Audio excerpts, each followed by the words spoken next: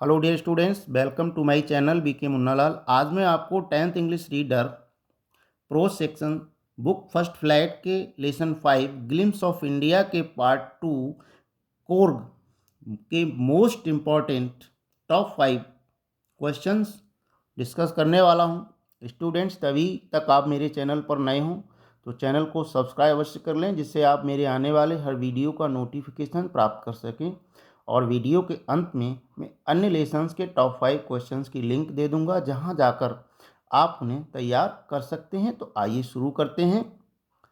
Top 5 questions from Coorg. Question 1 है, where is Coorg and why is it famous for?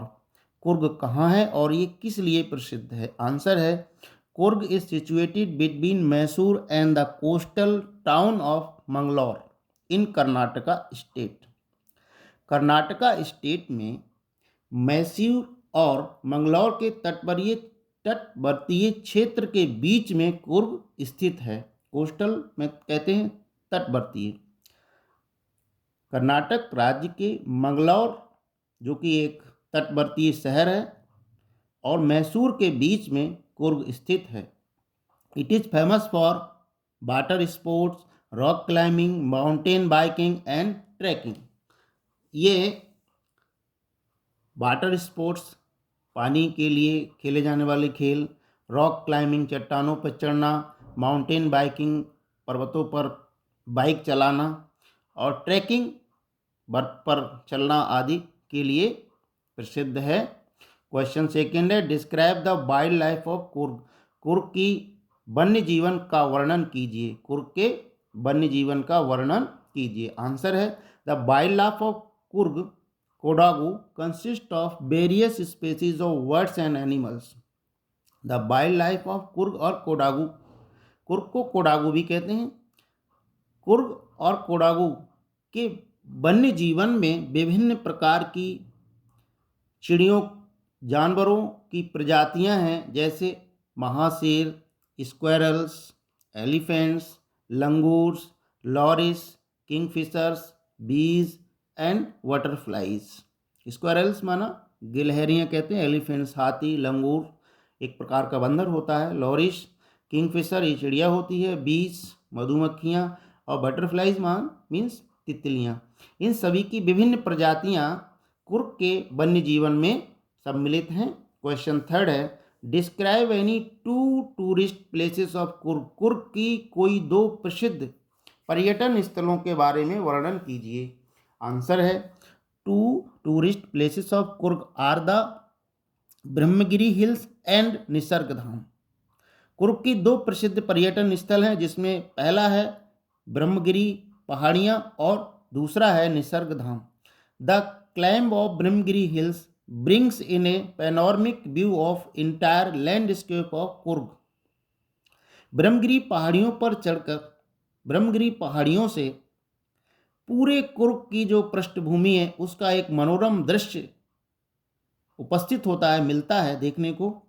A walk across the rope bridge leads to the 64 acre island of Nisarga धाम। और एक रोप वे के सहारे जाने से 64 एकड़ में फैला निसर्ग धाम का जो बर्फीला आइलैंड है, जो द्वीप है, वह हमको दिखता है। क्वेश्चन फोर्थ है, describe Coorg's weather when it is most pleasant for the tourist to visit Coorg.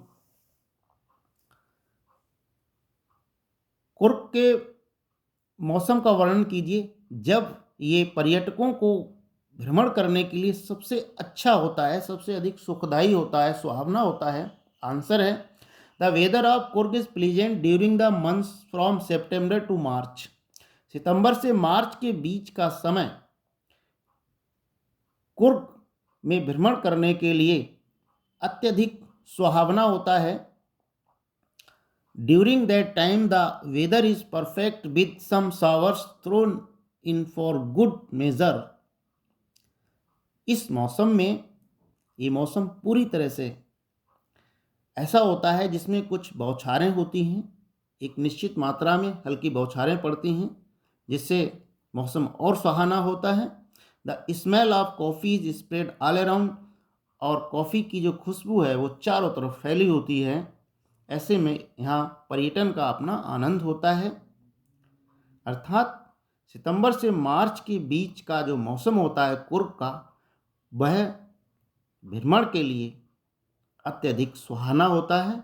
इस समय के मौसम में पूरी तरह से कुछ बौछारें पड़ती हैं और कॉफ़ी की खुशबू चारों ओर फैली होती है। क्वेश्चन फिफ्थ है, how is the Coorgi tradition of courage and bravery awarded in India?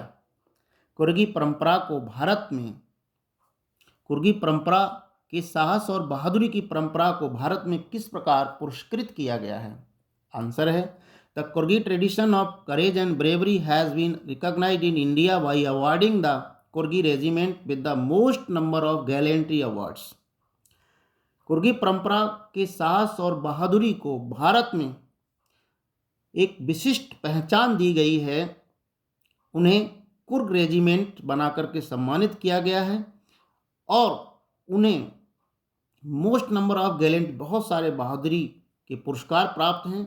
Besides the Coorgis are only Indians allowed to carry fire arm without licence, और इसके अलावा केवल कुर्गी ही ऐसे लोग हैं, ऐसे भारतीय हैं जो पूरे भारतवर्ष में आग्नेय अस्त्रों को, फायर आर्म्स कहते हैं, आग्नेय अस्त्रों को बिना लाइसेंस के कहीं भी ले जा सकते हैं। जैसे बंदूक है, राइफल्स है इत्यादि, उनके लिए अलाउड है पूरी इंडिया में, उसके लिए उनको लाइसेंस की ज़रूरत नहीं है।